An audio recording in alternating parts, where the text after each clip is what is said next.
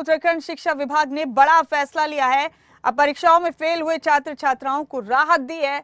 उत्तराखंड शिक्षा विभाग ने छात्रों को पास होने के लिए 3 मौके मिलेंगे। 10वीं और 12वीं के छात्र अब अंक सुधार परीक्षा दे सकेंगे। बड़ा अपडेट आपको दे रहे हैं। उत्तराखंड शिक्षा विभाग ने बड़ा फैसला किया है। जिन 10वीं और 12वीं के छात्र छात्राओं के अंक कम आए हैं उन्हें 3 मौके दिए गए हैं उत्तराखंड शिक्षा विभाग की तरफ से। अब इन 3 मौकों में अपने अंक सुधार सकते हैं स्टूडेंट। और हमारे साथ इस खबर पर राव शफात अली मौजूद हैं तमाम अपडेट लेकर।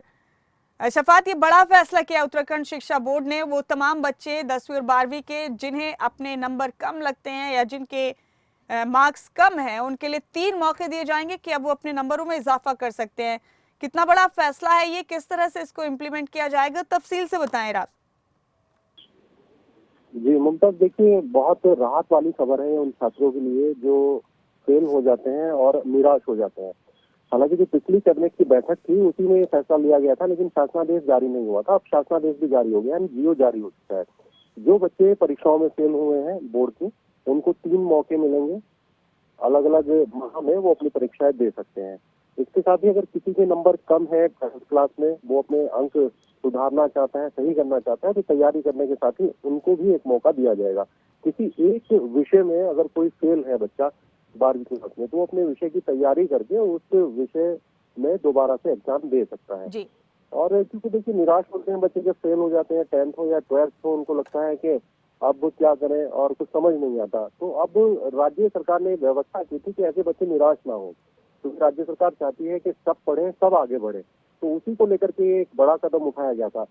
कैबिनेट की बैठक हुई थी तो उसी में ये फैसला हुआ था। लेकिन अब राहत वाली खबर है कि अब इससे शासनादेश भी जारी हो चुका है। जो बच्चे फेल हैं वो दोबारा से तैयारी करके अपने बोर्ड की एग्जाम की वो दोबारा से फिर से एग्जाम में बैठ सकते हैं। यानी शफात, एक बेहतरीन इनिशिएटिव है ये जो शिक्षा महकमे की तरफ से लिया गया है। कई बारी बच्चे किसी मजबूरी के चलते या तो एग्जाम में अपेयर नहीं हो पाते या किसी मजबूरी के चलते, किसी बीमारी के चलते ठीक से पढ़ाई नहीं कर पाते।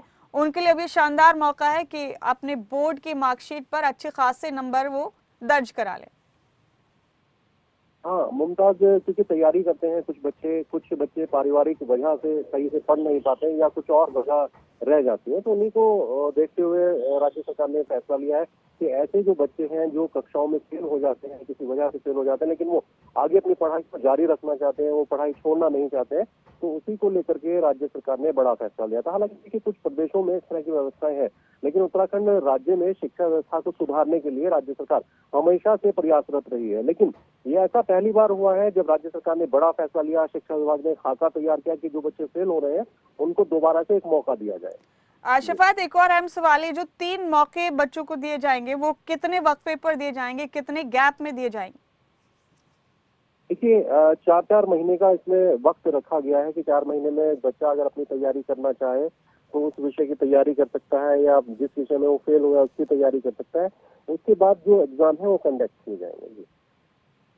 यानी शफात, एक बेहतरीन कदम लिया गया शिक्षा विभाग की तरफ से। जाहिर सी बात है बच्चे भी और बच्चे के अभिभावक भी खुश होंगे इस बड़े फैसले के बाद। शफात, बिल्कुल, देखिए अभिभावक तो हमेशा से यही चाहते हैं कि उनके बच्चे पढ़ें, और जिस तरह से आजकल का माहौल है, हर व्यक्ति चाहता है कि उनकी फैमिली जो है आगे बढ़े, उनके बच्चे आगे बढ़े पढ़ करके। लेकिन अगर कोई बच्चा देखिए फेल हो जाता है तो मानसिक तौर पर उसको निराशा होती है, मानसिक तौर पर वो देखा जाए तो तैयारी आगे नहीं कर पाता। लेकिन जब 1 साल का वक्त होता है उसको लगता है कि अभी 1 साल के बाद एग्जाम होंगे, पता नहीं क्या होगा।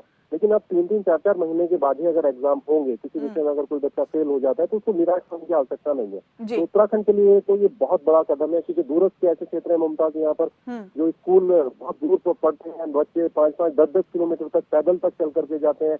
सुविधाएं बहुत कम है पर्वतीय क्षेत्रों में, मैदानी क्षेत्रों में तो चलिए सुविधाएं मिल जाती है।